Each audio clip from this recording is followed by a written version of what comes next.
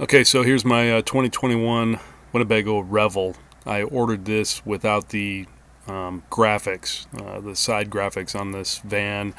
Normally there's a large splash graphic down both sides, but even with the graphic delete, you get all kinds of stickers on the side of the van. Dealership stickers, Winnebago on both doors, the back door, more dealership stuff on both sides. Revel 4x4, the flying W up on top, right above the driver.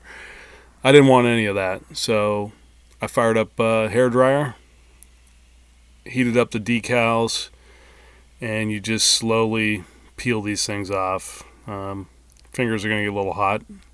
I've done this with a steam machine as well, and that works pretty good too. But today it was a hair dryer, and you just one at a time kind of preheat the sticker, pick it off, and they come off pretty easily.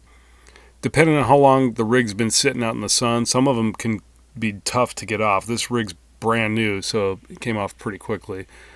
I peeled off the warning label by the shore power, and then I think there was a sticker on the diesel fuel door. Yeah, right there. Got this one too. I'm not gonna blow my truck up. I don't need to be warned not to, incinerate my own vehicle. Yeah, so get up on a ladder, get the higher decals, and I took some simple green to just remove some of the residue. There's that 4x4 emblem. I dealt with that as well. But after you do the simple green, I just took a little polisher, some polishing compound, and just worked that a little bit to pick up any little areas that might have residue, or just to blend it in, just to make sure it was just a good smooth finish when I was done. Pretty straightforward stuff here. Doing the same thing on all the panels that I removed decals from.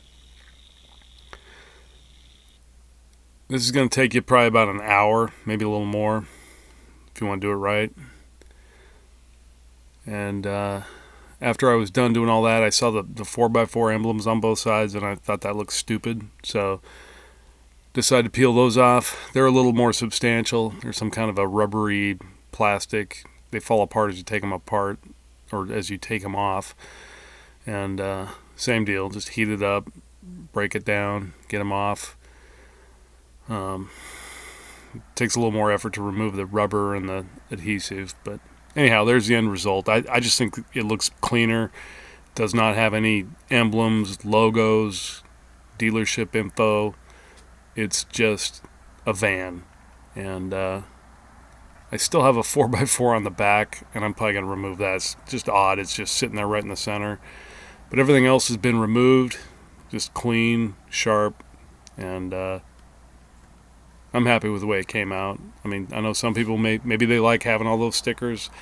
For me, I just think it makes a more uniform looking van. And if you live in a neighborhood where there's HOA rules against RVs, you now just have a Sprinter Mercedes van that happens to be very rugged and capable of, going to Costco and maybe staying there for a month. All right, man. Hope you liked it.